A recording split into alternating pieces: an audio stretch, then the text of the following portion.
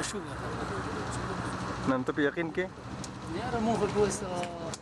خپل ځان یې نه دی استعمال کړي خو ډېرې موړې هم دي دي خلک سوی اثر کوي وایي کوي کړی دی موړې دي ډېرې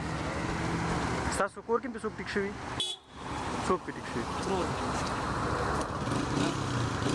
دلته خو بس ورځو کې دا خرڅېدم که نه او اوس اوس بس هغه شی ختم شوی پابندي پې بس ورځ